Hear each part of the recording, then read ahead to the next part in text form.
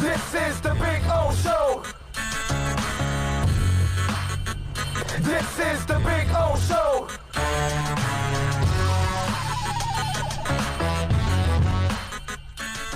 Yesterday, the Bucks pulled away from the Heat. The Heat had a 73-56 halftime lead, and it looked pretty good. They were shooting, I don't know what they hit, 13, 14, 15 threes at halftime, some crazy-ass number. 13.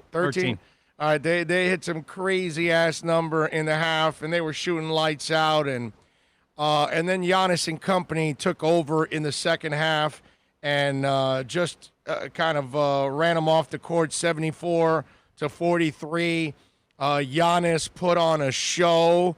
Bam was helpless. You know, like Bam's an all-star, right? Like an entry-level all-star right now, right? And now you see what a superstar looks like, right? In Antetokounmpo. And look, I'm not going to also be blind by the fact that they didn't have Butler and Goran, which really, that leadership, that experience, Butler would have helped out a lot with his leadership and defense and intensity. I think he would have maybe helped out the team a lot. Goran could have been there to hit some big baskets to kind of help keep them in the game. So it might be a little different. So, you know, it is what it is in that one. And I got to tell you, I know Milwaukee ended up clinching officially the number one spot with the win yesterday. I didn't think remember, because they were resting in the Nets game. And I'm wondering, okay, so are they going to play a little more all out? And maybe Milwaukee wanted to send a message before the playoffs started, like, hey, look, we know what went on in the first two games, but we want to remind you what's coming your way when the playoffs start. And look, here's the thing. This is why, remember, we've talked about this already on the show, that people are giving this young Heat team a reputation they haven't earned.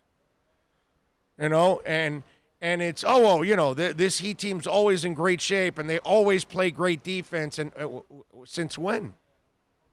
Yeah, they're always in great shape. That's a perennial thing for any Heat team, okay?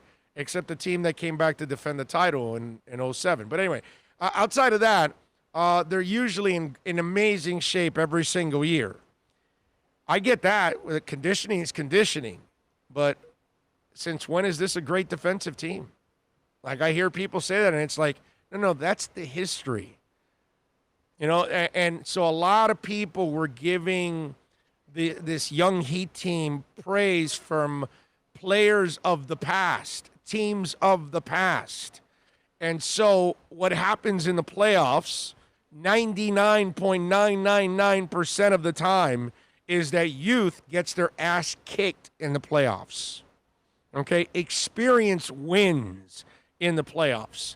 And the Heat have very little playoff experience. They've got a couple of veteran guys. They've got some playoff experience. But all their young guys are babies. They don't know what it's like. They've never taken that playoff step. They've never experienced the intensity of the playoffs. It's a whole different ball game. And then they're also going to be asked to become the studs in those playoffs. That's not a role that they're normal with. It's not usual for them. It's not something that comes second nature yet to them. It will down the line. But you saw a lot of that yesterday, that when, push came to shove, and all of a sudden Giannis started to play like, the superstar, and Middleton started to play like that borderline all-star that he is, everything started to change.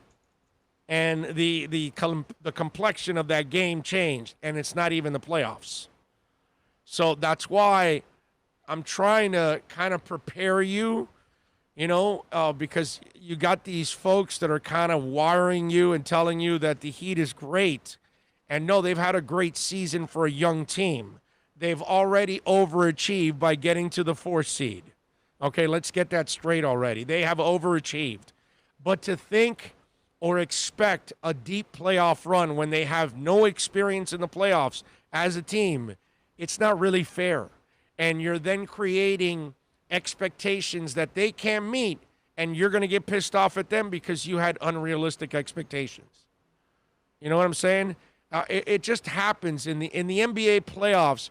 Michael Jordan got his ass kicked all the time. It's a rite of passage, man.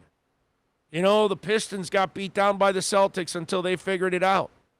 And the Pistons beat down the Bulls until they figured it out. And that's how it is. And LeBron got his ass kicked until he figured it out. And it took him several years in different teams and needed the right people and then needed the right moment. It was like that Boston game 6, kind of was that threshold that LeBron crossed, and then finally became that guy that doesn't shrink anymore in those moments. All of that stuff. It's a rite of passage, ladies and gentlemen. It doesn't happen overnight. Yesterday, Bam, with all the improvement that Bam has made, he went up against Giannis yesterday and was like, okay, I got to improve even more. Okay? Because now he sees, okay, I took that next step, but no, I'm not there yet. Do I want to get there? Because that guy just kicked my ass. I mean, he put him in foul trouble. He frustrated him. Giannis undressed that whole team yesterday. But that's a superstar. And that's an experienced player. He's been through the playoffs. He's been deep into the playoffs. You know, this is a guy that he's got it already. The Heat doesn't have it yet. And you got a little flash of why they don't have it yet. They have a lot going for them, but they're not there yet. And eventually they'll get there. But you got to give them time.